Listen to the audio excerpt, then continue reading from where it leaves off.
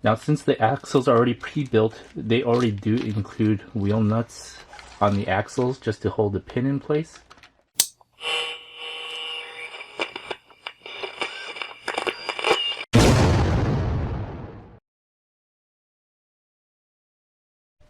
Hey guys, welcome back to Revolution XRC. Welcome to the next part of this RC four-wheel drive Gelande II D90 Build Series. In this part of the series, we are pretty much going to finish up the chassis, get the axles mounted up, and have it in a place where all we need to do is work on the body.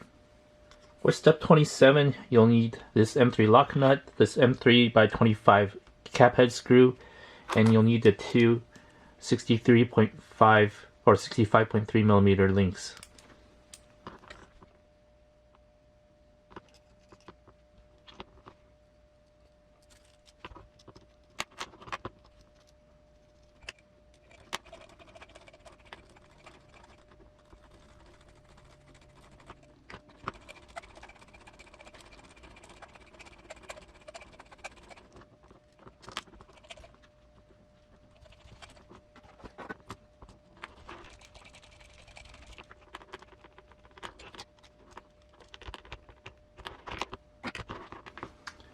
That completes step 27.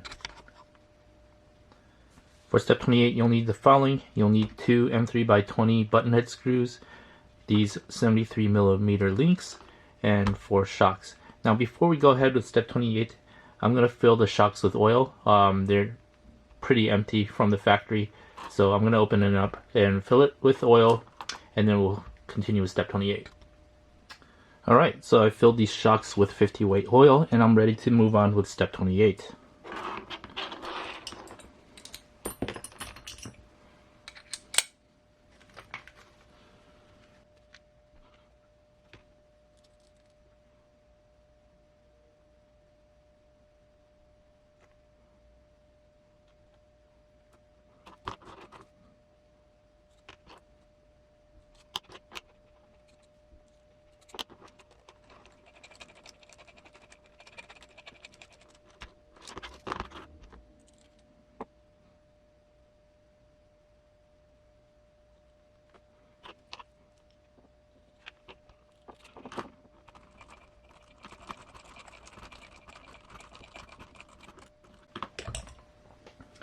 And that completes step 28. For step 29, you'll need the following. You'll need two M3x10 button head screws and two M3x14 button head screws.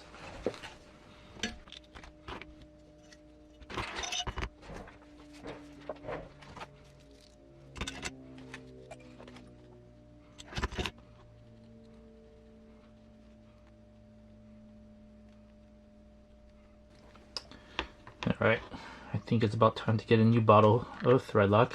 This one seems to be out of juice.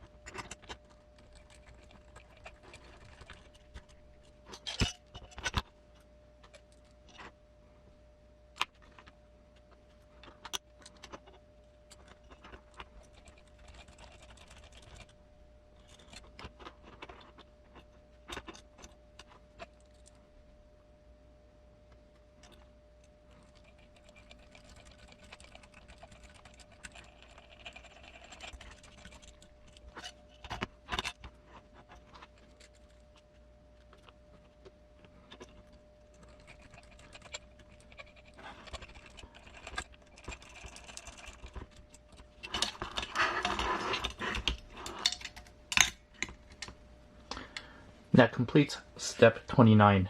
For step 30, you'll need the following: two M3x16 button head screws, two 3mm spacers, and two M3 lock nuts.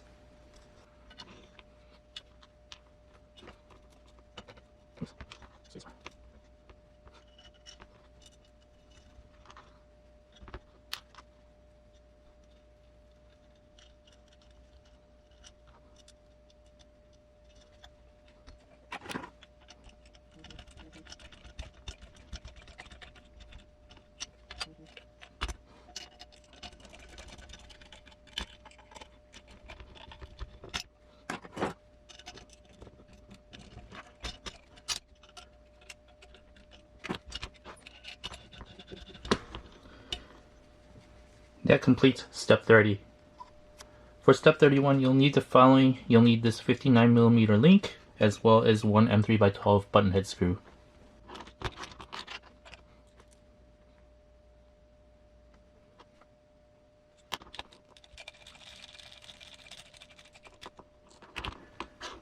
That completes step 30. For step 32, you'll need two M3x14 button head screws and two 73mm links.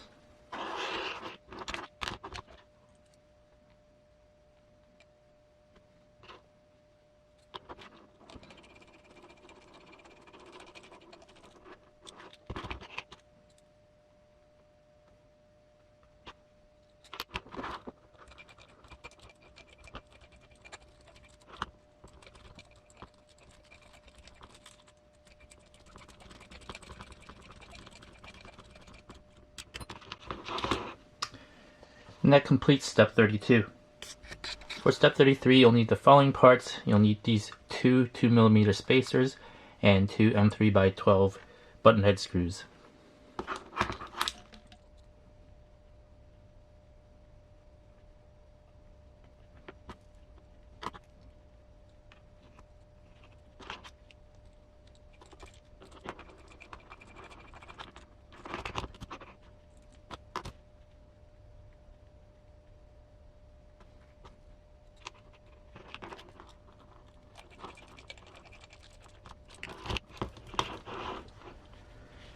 And that completes step 33. For step 34, you'll need the following. You'll need the behind the axle steering link, these two M3x12 button head screws, and these 1mm spacers, two of them.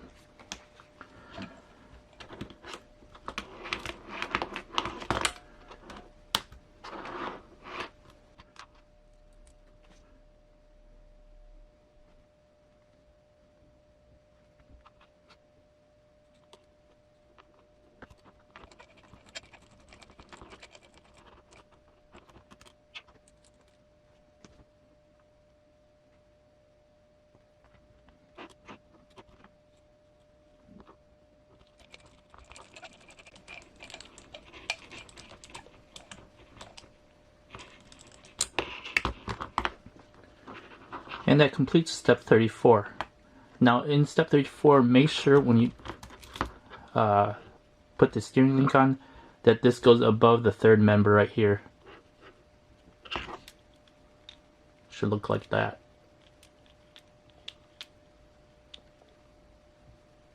For step 35, you'll need two M3x14 button head screws and one M3x10 button head screw.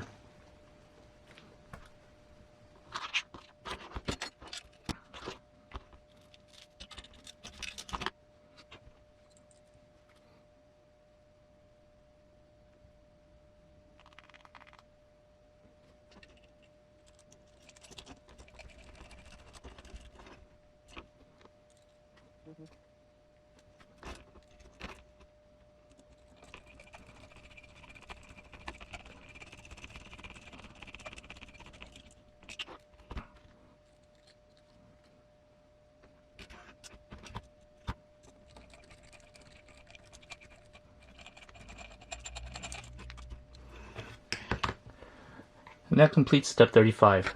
For step 36, you'll need the following: two 3mm spacers, two M3 lock nuts, and two M3x16 button head screws.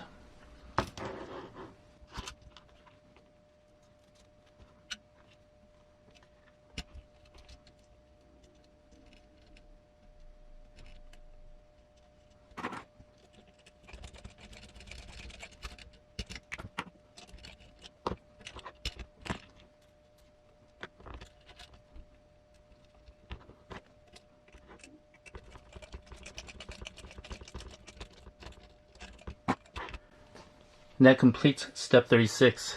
For step 37, you'll need a 70mm link for the Panhard and two M3x12 button head screws.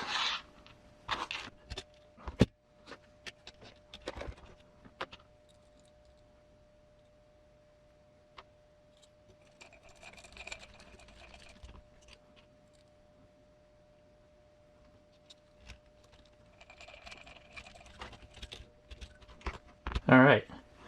And now that I could see how the Panhard lines up, I am going to move this Panhard mount back.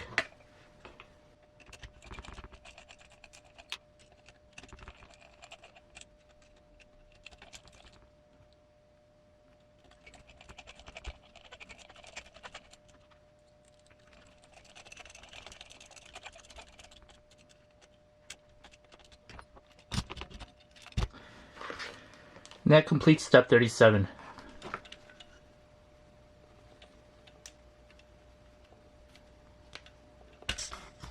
For step 38, you'll need your drive shafts, and all you're doing in this step is just making sure that they're in phase, so the ends are matching, and they are, and that pretty much is step 38.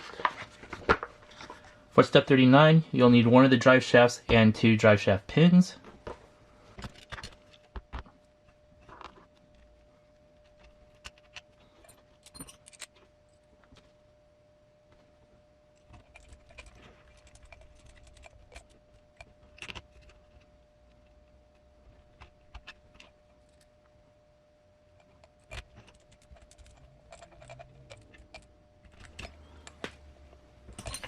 And that completes step 39. Step 40, same thing, drive shaft and drive shaft pins.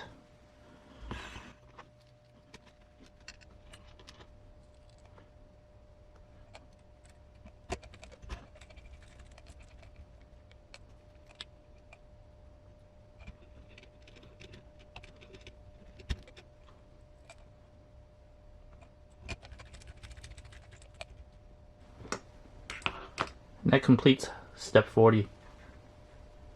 For step 41, you need the battery tray and 2 M3x8 countersunk screws.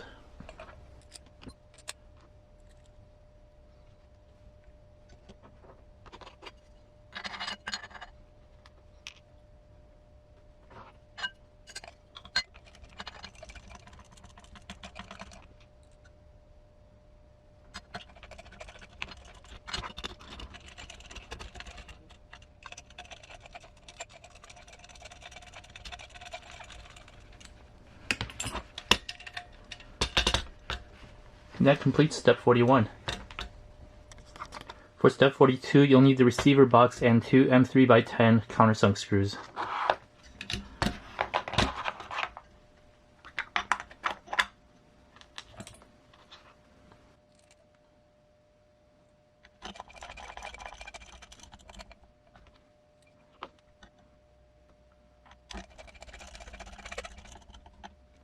And that completes step 42. For step 43, we just need to secure the receiver box lid, and for that you'll need 2 M3x6 button head screws.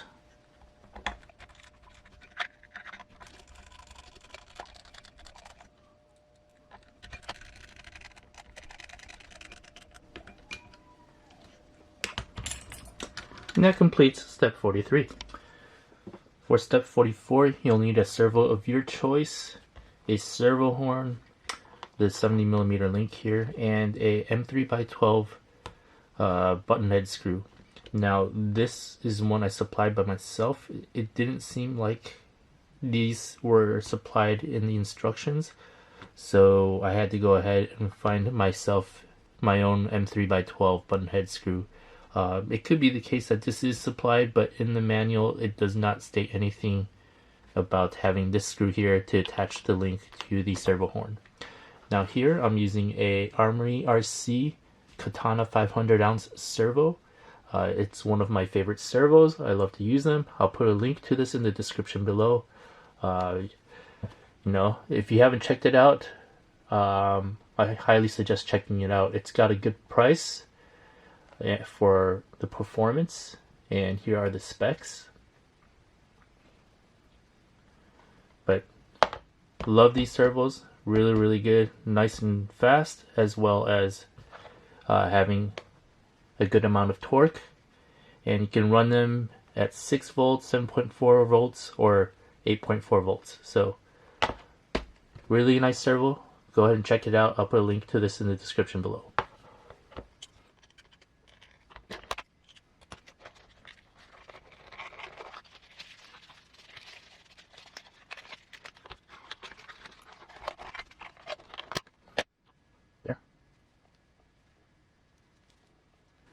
Anyway, let's go ahead and attach the servo horn. Now you're going to want to attach the servo horn this way because of the way that this servo is going to mount on the car. Now actually I might want to power this up just to make sure. Well, yeah, let's go ahead and do that, make sure it's centered.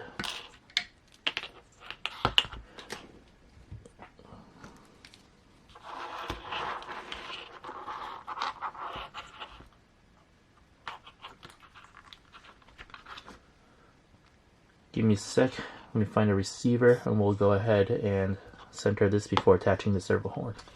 Alright, I've just centered this servo, so I'm going to go ahead and attach the servo horn now.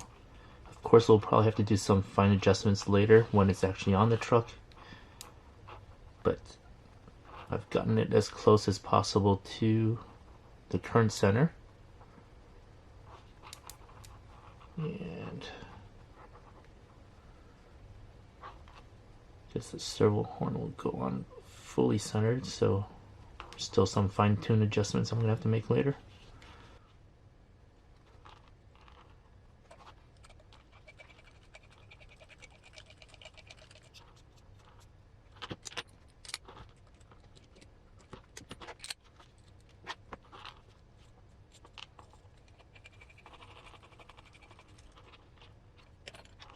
There's a good chance I might move this back one hole. Actually, in fact, do that now. These servo horns are a little bit longer than the ones I normally use.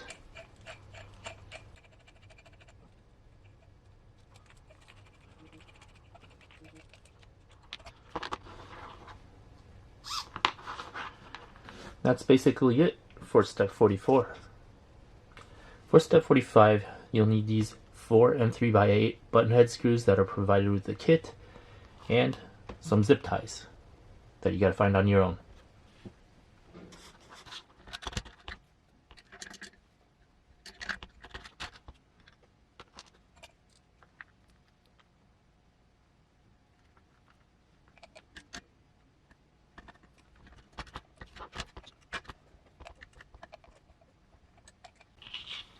Now don't fully tighten every screw yet. You want to make sure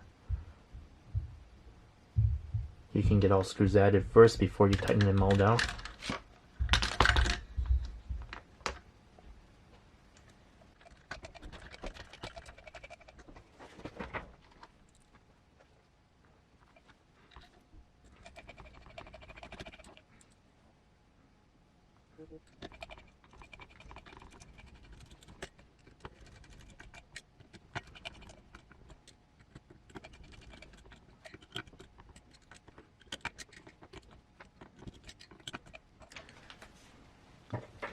Alright, so that completes step 45 as far as the manual goes, but let's go ahead and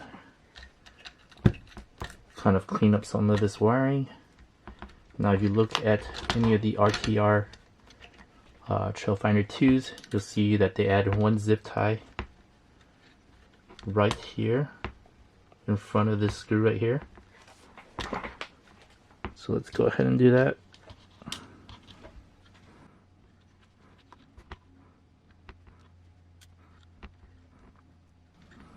Well, actually,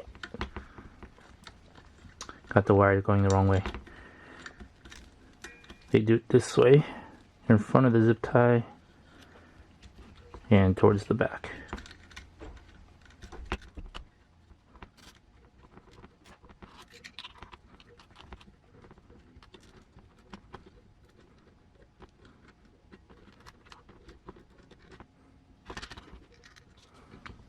And they add another one right here.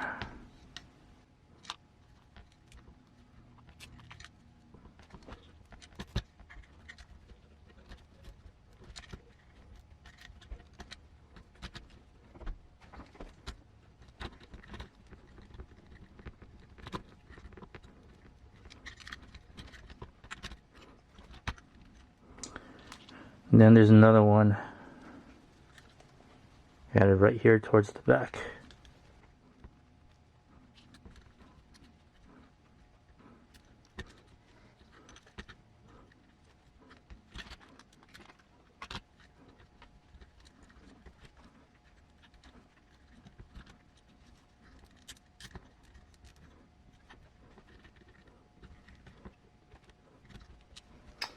Alright, the video cut out and I don't know when it did it, but basically I was adding zip ties for the servo wire, and make sure that this servo wire is tight enough so that it doesn't hit the spur gear here, that it has no chance to, at least. And you'll notice that the servo wire is not long enough to reach the receiver in the receiver box. We're gonna have to use a servo extension, and the stock RTR Trailfinder 2s do the same thing as well. They use a servo extension that goes from here to here, and that's what we're gonna have to do. But for right now, we've got our servo lead wired up to this point with the zip ties, and that pretty much completes step 45. For step 46, you'll pretty much need just this M3x16 button head screw and this 5mm spacer.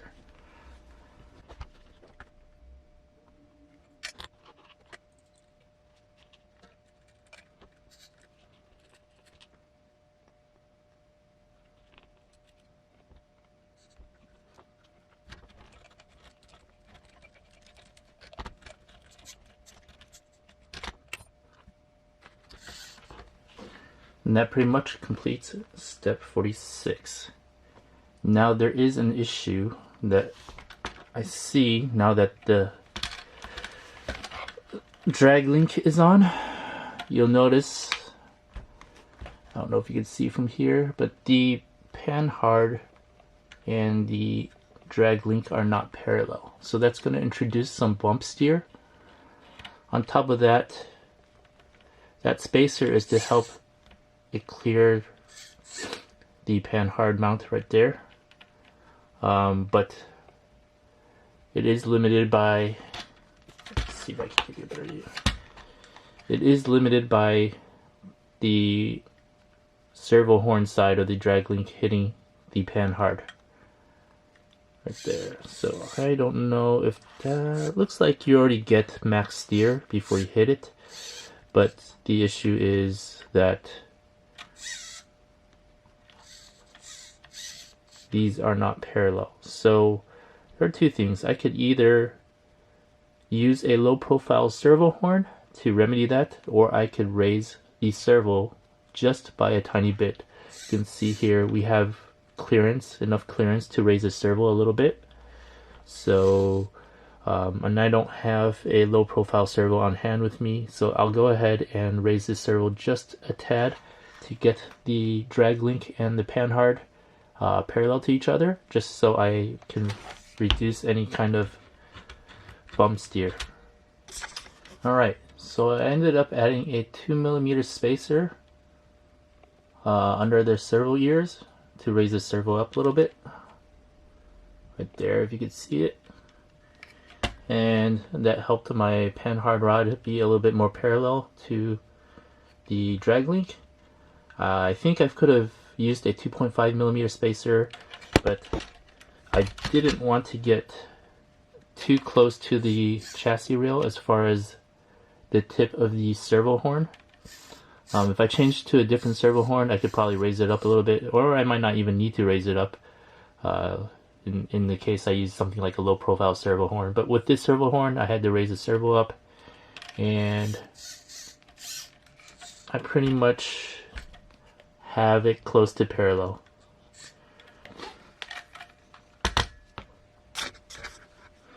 For steps 47 through 53, we're pretty much going to be mounting the wheels and tires together, as well as mounting them to the chassis.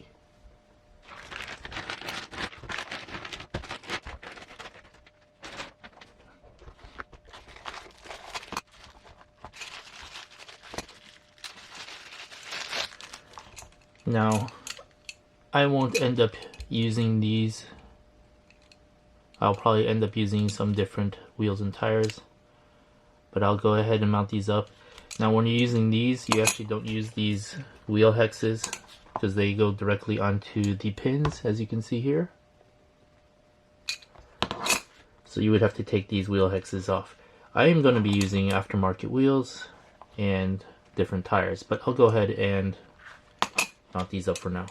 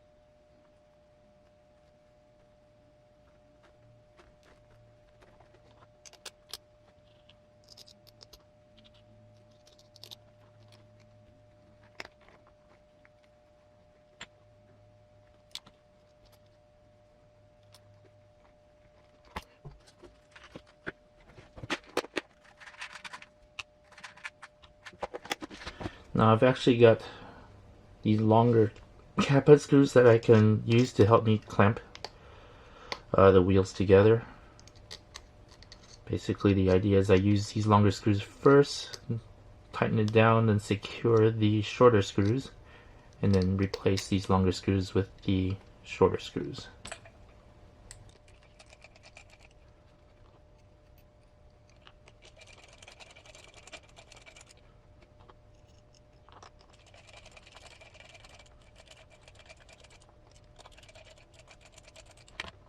Alright, now this clamp's enough for me to start using the actual short screws.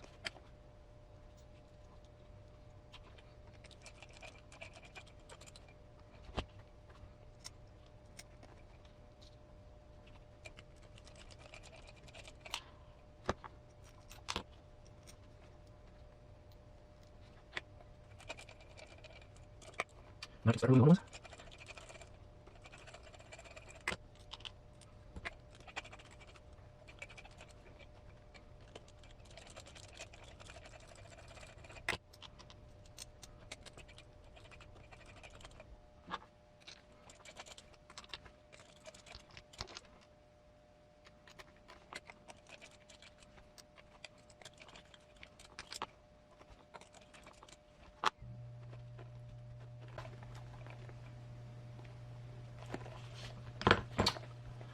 Alright, not the most pleasant wheels to mount, but here it is, and I'll go ahead and do the rest of them. Alright, we've got all the wheels and tires mounted, and that pretty much completes step 47 through 51. For step 52, we'll pretty much need to remove these wheel hexes and just leave the pin on alone, because these wheels go directly on the pin.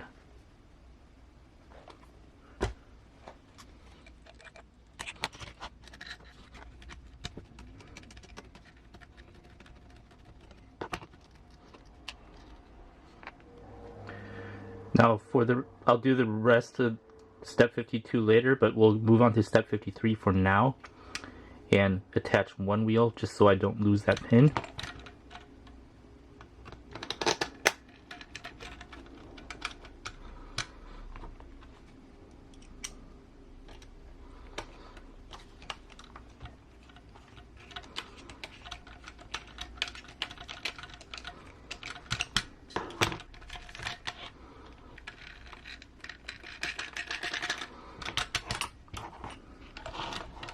And I'll go ahead and do the rest of step 52 and 53 all at once.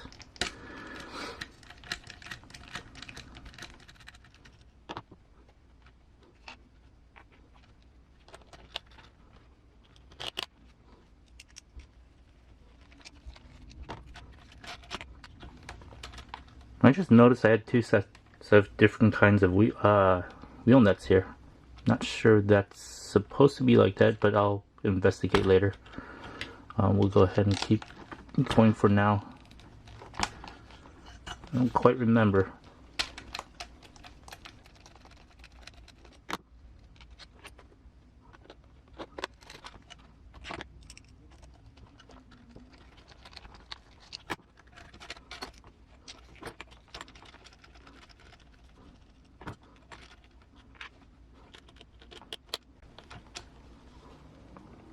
You know, in fact, those wheel nuts must have been on there already, because these axles are already pre-built. So, I guess that's the way they came. For step 53, you'll need the wheel nuts that come in this bag right here. Now, since the axles are already pre-built, they already do include wheel nuts on the axles just to hold the pin in place. But there's mismatching ones. The front ones look okay, but the rear ones are not what you want. So I'm going to replace the rear ones with the correct wheel nut.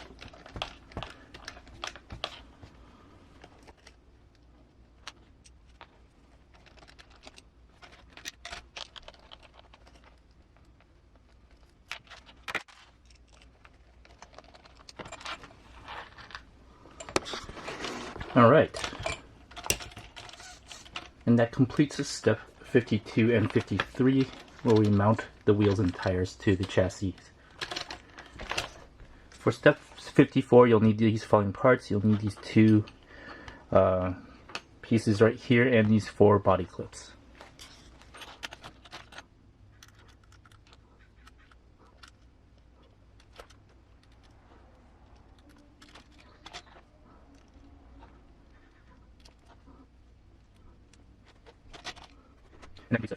And that completes this part of the build series, pretty much putting together the chassis.